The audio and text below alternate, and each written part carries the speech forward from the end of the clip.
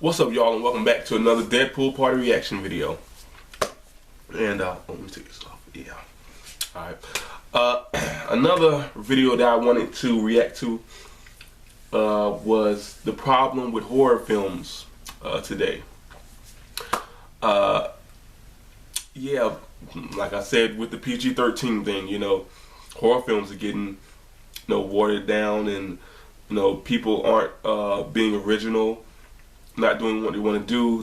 They're just trying to, like I said, just make films so everybody can see, instead of just making a good horror film and good scary and creepy and atmospheric horror film. They're making nothing but jump scare films, and boos and not really shocking and atmospheric films like back in the day.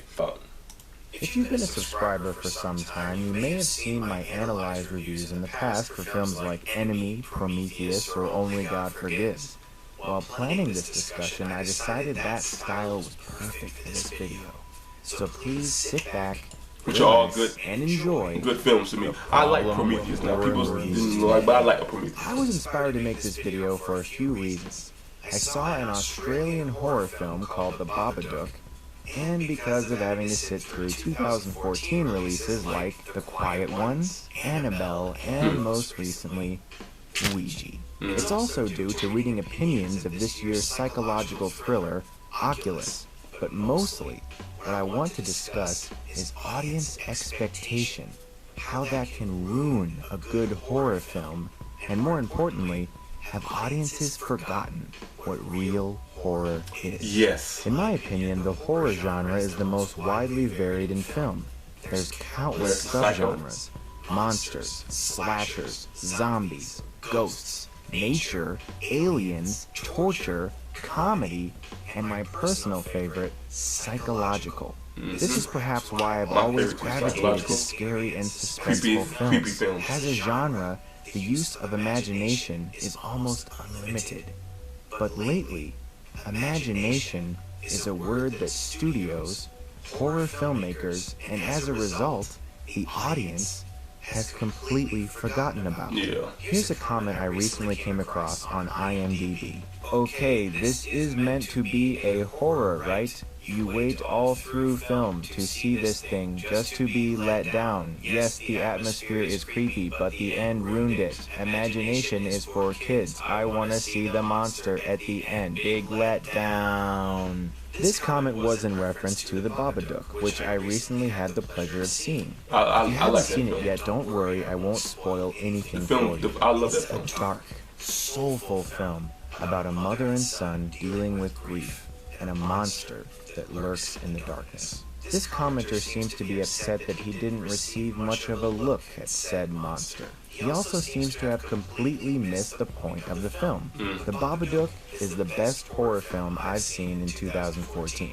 It deeply unsettled me, and not just because of its effective atmosphere and cinematography. The true terror of the film is its implications, the hidden meaning of the monster, one of the great, horror films in the past of grief, 5 years, right there, probably 10 years. All of this was beautifully realized in an Oscar-worthy performance by the luminous Essie Davis, who perfectly displayed the looming insanity that consumed her character.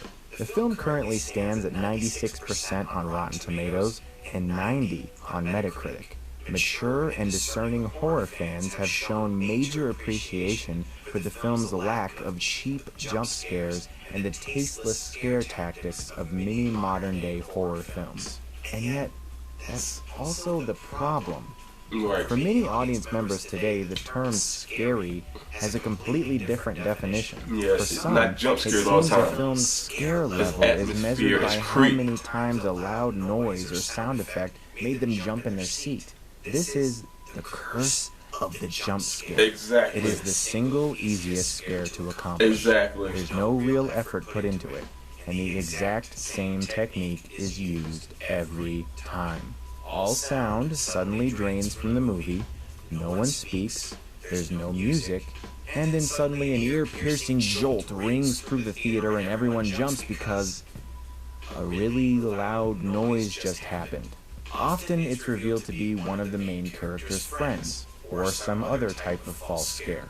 Please observe this scene from the original and highly effective horror film Halloween.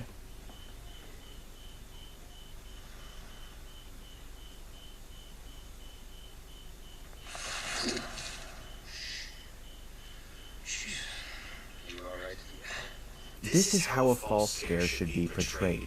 Look at it this way. Yeah, it didn't have no loud noise. A little vulgar, but it's true. Horror movies should be like sex. You don't want the audience to blow their load too early. Now bear with me on this one. If your audience begins to associate everything frightening in the film with loud noises and sound effects, then your film will build to nothing. Exactly. It has a build up of the movie won't be and then a climax. That's why the audience has already had all the tension released too early by countless jump scares, making what's actually supposed to be frightening near the end tiresome. Yeah, exactly. Let's examine that scene again, but how it would be portrayed in 2014.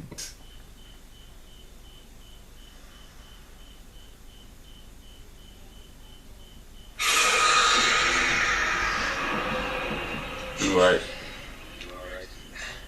With this absurd noise, all tension has deflated from the film, and the music has now told us that the sheriff is the one to fear, not Michael Myers. The jump scare is the cheapest tactic used in horror films today, and the most frightening thing is, its rampant use has caused many audience members to forget what true horror is. Yes. Another deciding factor is marketing and audience expectation. A primary example I often reference is The Village, a film by frequently maligned director M. Night Shyamalan. Many view this as the film where Shyamalan began to lose his talent. But did he? Or did our expectations for the film we wanted to see let us down? The problem was the marketing, something Shyamalan has since regretted approving.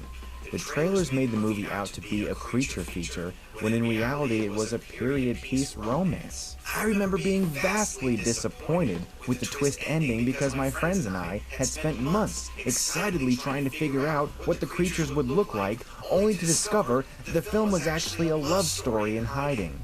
Years later, the film has since become more respected, especially for Roger Deakins' gorgeous cinematography.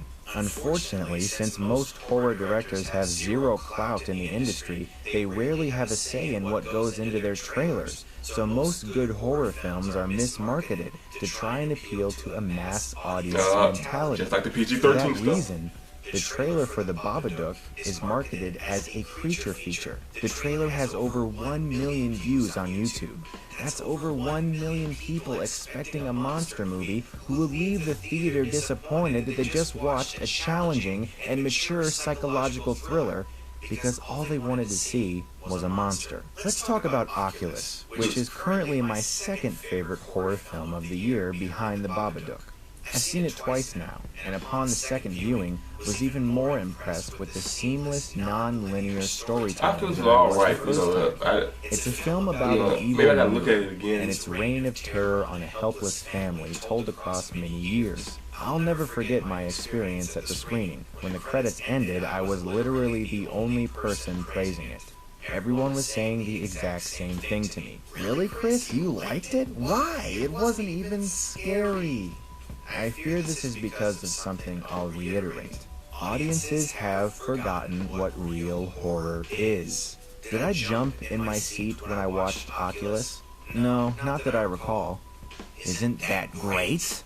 The writer-director Mike Flanagan cleverly uses the story of two children witnessing their parents slowly go insane, their father chaining their mother to a wall as she rips out her own teeth, the eventual repressed memories of adulthood, and the looming terror of mental illness. These things are scary. In fact, they're terrifying. And yet, movies like Annabelle, a shameless cash grab to leech off one of the better horror films in recent memory, and Ouija, a movie about a fucking board game, continue to top the box office. Let's talk about James Wan, the director of Insidious, The Conjuring. Clearly the man understands the genre, but you might be thinking, Chris, you're being hypocritical. Both of those films were littered with loud sound effects and jump scares.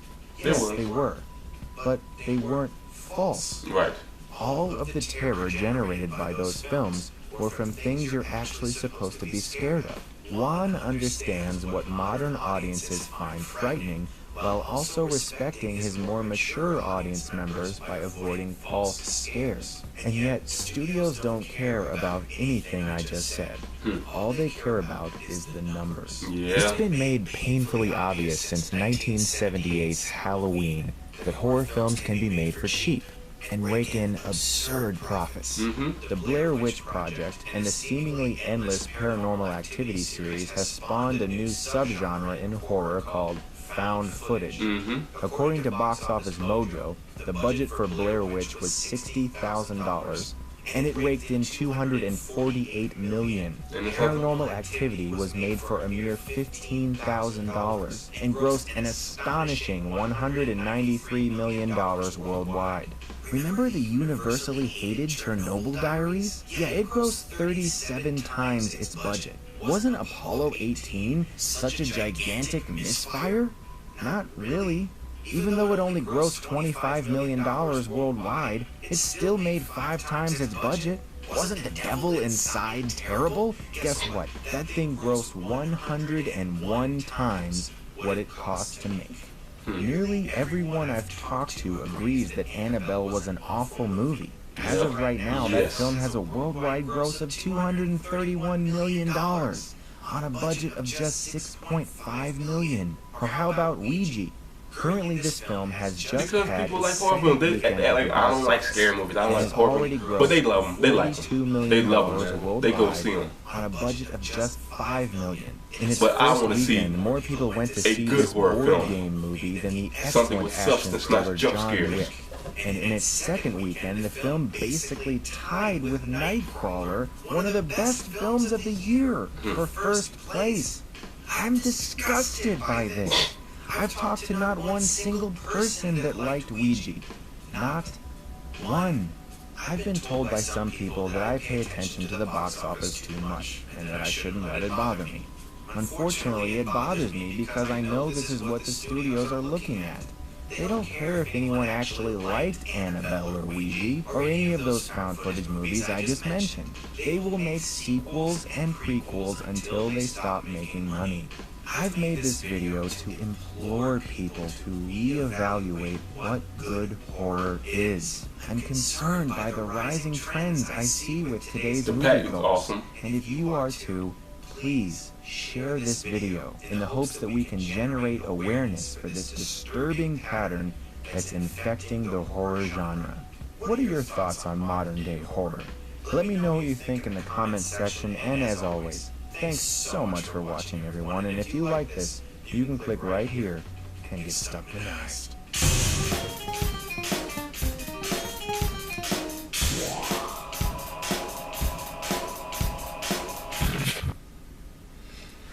Chris Stuckman, you are the man with that one, man. God knows you are my horror brother right there. Everything you said was awesome, man. Everything. Yeah, man. Horror films have went down. You know, people don't know how to make good horror films nowadays. It's just how it is. Hopefully, you know, I saw the trailer for Conjuring 2 and stuff, and that's another thing too. You know, it looks good, but it's a sequel to it. Like, maybe they could have made that and made like a different film with that same kind of script or something. Make it different, you know, not just because I feel like it's still eating off the original Conjuring. It still looks like a good film though. So some sequels can live off on their own, like, you know, because there are films like that, horror films like that. But if you like my reaction, and do you feel the same way as we do, that, you know, horror films are going down the drain, and people don't know what suspense and atmosphere and creepiness is. Now they just want jump scares. Leave a comment down below. Hit the like button, comment, subscribe, and share, y'all.